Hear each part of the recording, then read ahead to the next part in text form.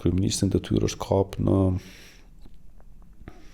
në vepër, ndoshta, për hajnin më të sofistikuar që mundet me u veçuar në krejt historinë e shtetit, sepse para punës e kemi pas informatën tani, do të ndoli dje apo par dje, mbi aplikimin për licencë për shitblerje të rrymës të një kompanie që ka qenë themeluar edhe ka qenë pronë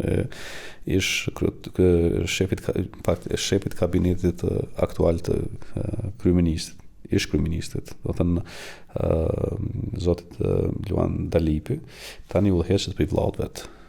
Do të thënë një kompani që është licencu, ka apliku për licencim për shitblerjen e rrymës, rezultati tjetë të formuar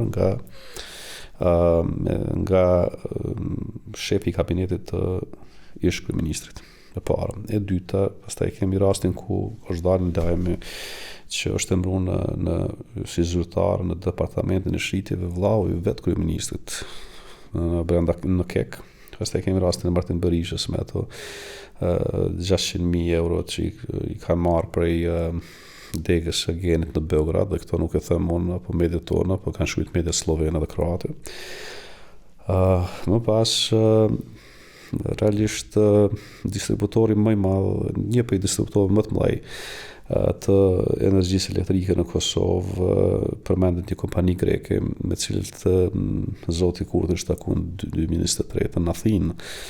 Dhe krejt këto ta krijojnë një farlloj një përshtypje që ka qenë në përgatitje një sistemi sofistikuar i hajdutërisë dhe është zgjedh pikërisht energjetika sepse për votuesin i cili nuk thellohet shumë leximet politike, energjetika është shumë abstrakte dhe fushë komplekse që sado që ja shpjegon e ka vështirë me e kuptuar. Do të thonë ky ka zgjedh vetëm një fushë shumë të ndërlikuar, që kur të ndër me shpjegu, do të thonë më shumë njerëzve i duket si je ka propagandon kundërtisë sa që ka prezantuar argumente. Për këtë arsye mund të jetë dhe unë besoj që është kap i pas parasysh gjitha këto argumente dhe gjitha këto rrethana, besoj që është kap me që thonë Shqipëri me presh në dorë, apo me është kap në vepër duke përgatitur një sistem, një mekanizëm, një strukturë të hajdutërisë më sofistikuar që kemi mujtë me pa ndonjëherë. Kryeministri detyrë ka një fakultet bazik, kështu që nuk mundem me i dhanë shumë kredite në atë rast. Në pjesë tjetër të njerëzve, studiuesve tjera i vlerësojnë mbi bazën e veprave të shkruara, ndërsa ish kryeministri do të nuk ka diçka që mund të lexoj prej tij. Ndonjë vepër shkencore, ndonjë esej, ndonjë punim shkencor të botuar diku etj. Kështu që asnjë këtë dimension s'mund të vlerësoj.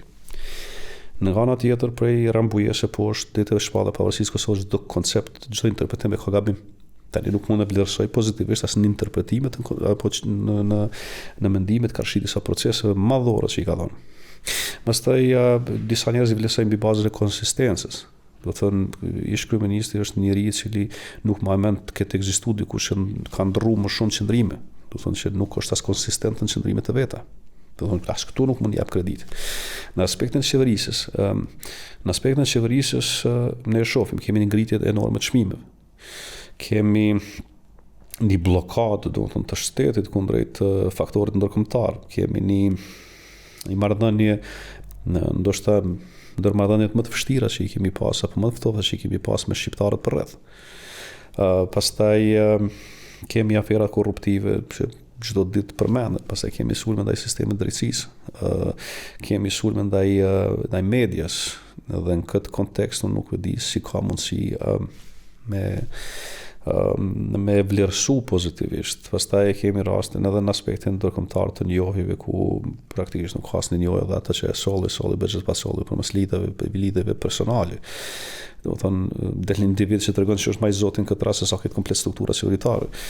Unë nuk jam një njeri i cili mohon të arriturat e dikuj, por vërtet du me i pa dhe në këtë rast kundrejt personalitetit të Kurtit nuk shoh ndonjë diçka që mbinë pozitivisht. Veç kësaj mendoj që në të tilla raste kur dikush e çon vendin drejt domethënë një farlloj regresit të madh, për mos të thënë shkatërrimi ekonomik dhe e dërgon vendin drejt një pozitë as pak të favorshme kuptimin e marrëdhënieve ndërkombëtare, atëherë konsiderohet person të rrezikshëm.